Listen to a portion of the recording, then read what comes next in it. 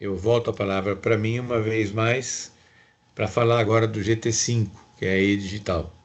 Novamente, o realizado de janeiro a junho, planejado de julho a dezembro. Agradecimento ao Rodolfo Fischer, ao Paulo Alvim, o Marcos Lauria e o Marcelo Almeida, que têm nos ajudado nesse trabalho. E aqui não está, mas também o Francisco Milrel tem sido um grande colaborador na análise usando inteligência artificial das informações das leis, né, e dos decretos. Então, nesse particular, esse trabalho de harmonização entre a e-digital e o Plano Brasil Digital 2030 mais, eu queria nesse momento, se o Laurinho ainda estiver na sala, passar a palavra para que ele comente um pouquinho desse trabalho. Sim. Estou na sala sim, professor Francisco, obrigado aí pela oportunidade. É um trabalho que nós temos feito aí com a liderança do professor Francisco, a participação do Milrel, buscando, entre esses dois documentos, né, a e-digital e o Brasil Digital 2030 mais, como eles se complementam, quais são as similaridades e o que a gente tem na e-digital, que é um documento mais detalhado e mais complexo, que a gente poderia usar para complementar o Plano Brasil Digital 2030 mais. Então, nós usamos aí algumas ferramentas de inteligência artificial para analisar esses dois documentos. Avaliamos também com relação à EBIA e à PEBIA e à Lei 14.533 e produzimos aí uma série de recomendações que poderiam ser usadas, podem ser usadas para as próximas fases aí do BD 30+, baseado na experiência e no que está detalhado nesses outros documentos, e se alguém tiver interesse, a gente pode disponibilizar esse material. Tem material bastante detalhado, não só analisando essas similaridades, como também os pontos em que esses documentos são complementares, que estão disponíveis aí para quem tiver interesse. Então, essa análise a gente está encaminhando para a equipe do Brasil Digital 2030 mais, para que a gente possa ter aquilo que eventualmente na e-digital tem e não foi contemplado no BD 30 mais, avaliar se vale a pena priorizar e, obviamente, acrescentar a partir de agora, né, uma segunda etapa em que vamos formar grupos de trabalho para tocar as ações de implementação do BD 30 mais. Milrel quer fazer algum comentário? Paulo Alvim também, acho que continua conosco.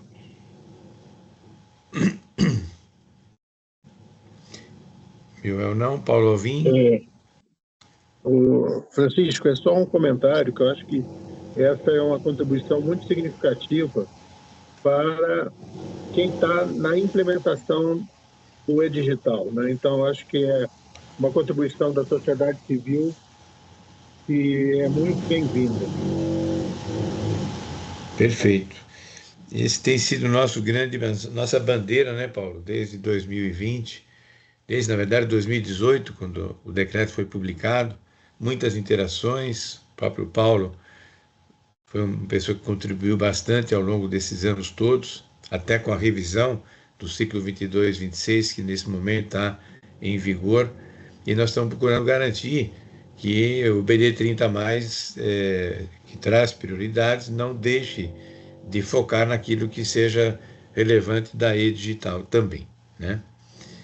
Bom, nós tivemos como destaque agora, no começo do mês de julho, a participação no Tech City Summit Cidades Inteligentes, do Parque Tecnológico de Sorocaba, e tivemos a participação do Pedro Menezes, do MGI, da rede GovBR. E também um ofício que nós estamos preparando para enviar ao MCTI, solicitando a publicação do realizado, da forma como foi publicado de 18 a 21, também de 22 a 25. Muito embora, quando foi feita a revisão, no documento de revisão, ali foram destacadas as realizações do período. mas era importante que a gente tivesse isso publicado de uma maneira transparente para que todos, né, possam acessar. E, como destaque agora do primeiro trimestre, nós tivemos uma evolução muito importante. O decreto 12.308, ele atualizou a estrutura e a composição do Conselho Interministerial de Transformação Digital. Nesse decreto, no artigo 4, fala das câmaras temáticas, elas foram definidas e priorizadas.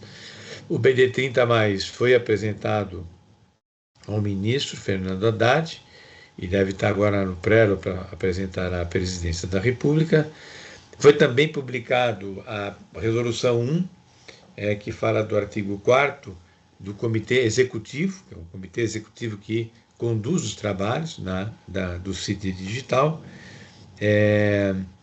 Tivemos interações já com a Glória, que vai assumir o BD 30+, e focando para ela que nós queremos contribuir no pilar Educação e Capacitação Digital, especificamente, muito embora o levantamento feito pelo Lauria e pelo Milrel vai abrangendo os outros eixos da e-digital, assim como também os outros pilares do BD 30.